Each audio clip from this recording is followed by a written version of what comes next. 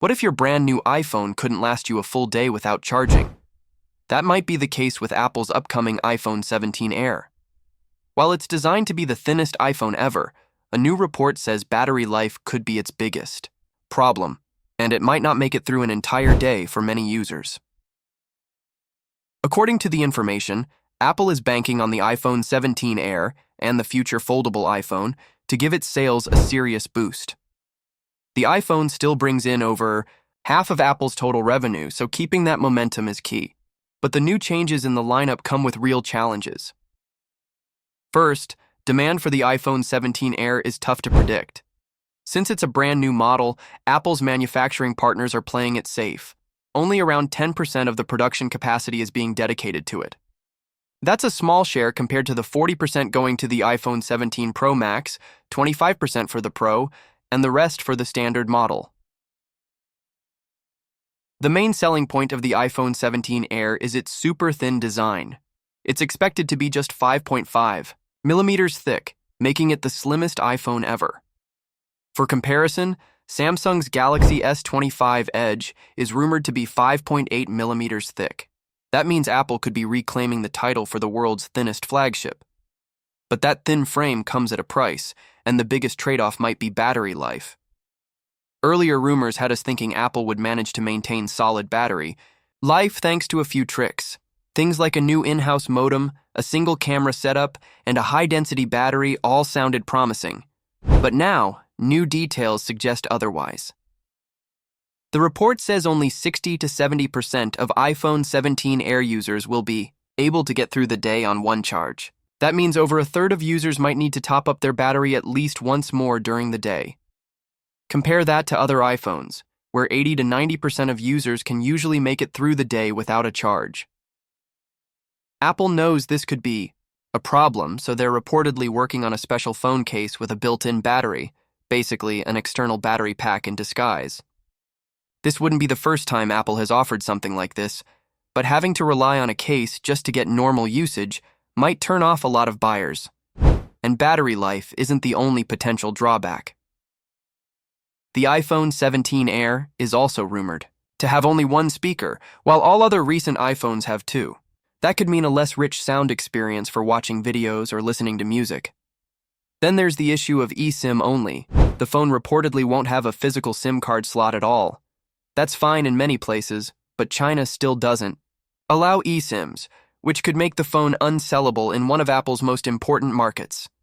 Even with these downsides, Apple seems confident that people will be attracted to the slim design.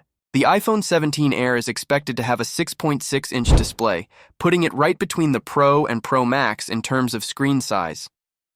With phone upgrade cycles getting longer, Apple is hoping that a thinner, more elegant device will be enough to convince people to make the switch.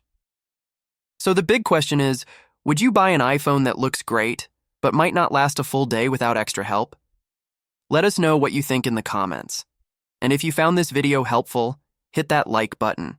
And subscribe to our channel for more Apple updates, leaks, and deep dives into the latest tech news. What if Apple's first foldable iPhone ends up using display technology that even Samsung hasn't used on its own foldables yet? That's the latest rumor going around, and it's making a lot of people wonder if Apple is actually about to beat Samsung at its own game. The foldable phone market is already full of competition, but this leak suggests Apple might be coming in strong, and with something very different. So, what's the big deal with this new screen? Well, reports say the foldable iPhone might use a thinner and lighter display panel, one made by Samsung, but never used in Samsung's own foldables. If true, that's a pretty bold move. According to a leak shared by the user U122, this new panel would be around 19% thinner than the ones used in current Galaxy Z Fold phones. And that alone could help Apple's phone feel lighter in the hand, something people always appreciate. The key change here has to do with how the screen registers your touch. Most foldable phones have a separate touch sensor layer placed on top of the display, but the foldable iPhone is rumored to have the touch sensor built directly into the display. This makes the entire panel thinner and potentially more power efficient, too.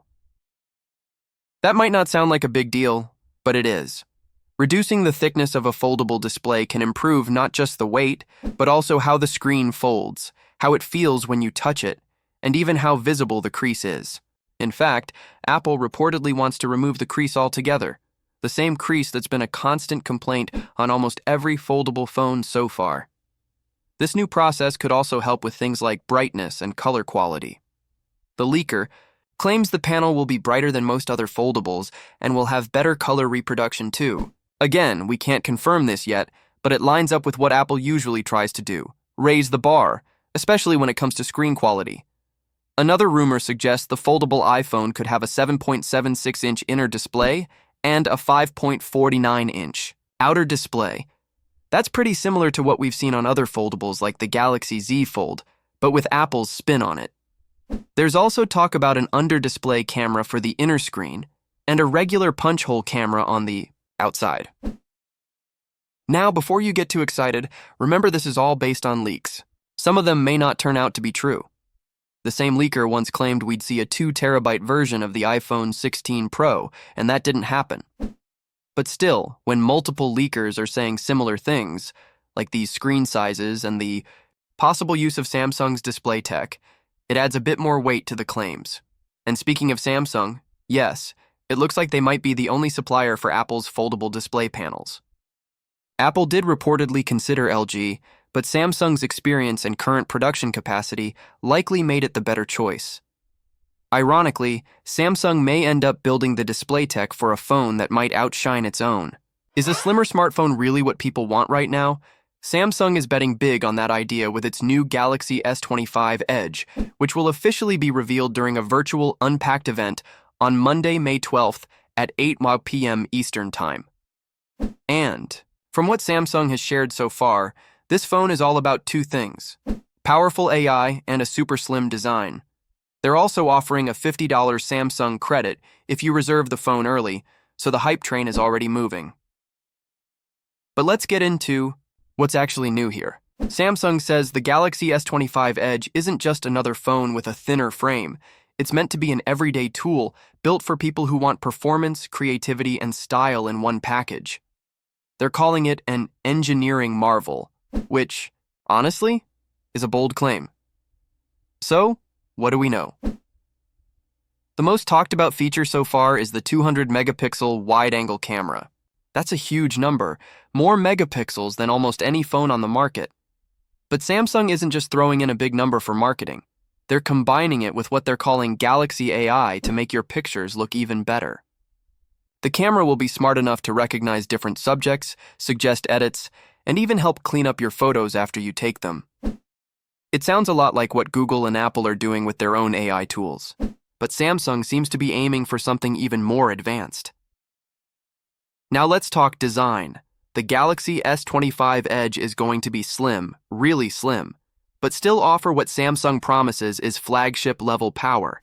That means the phone will be light and easy to carry, but without losing performance. So you won't have to trade speed or battery life just to get a lighter phone in your pocket. The question is, does a thinner phone really matter anymore? Some users love the idea of a sleek phone that's easy to hold and fits in any pocket or bag.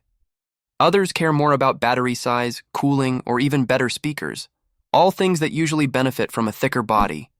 And this isn't just Samsung doing it. Apple is reportedly working on a slimmer iPhone too. So, it seems like more companies believe this is the direction to go in, but not everyone agrees that thinner is better, especially if it means cutting corners somewhere else.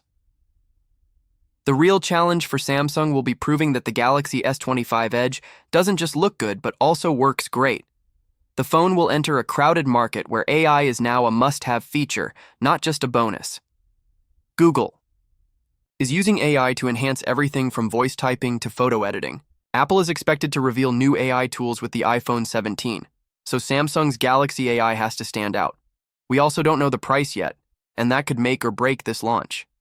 If the Galaxy S25 Edge is too expensive, even with the new design and camera, people might not see it as a good deal.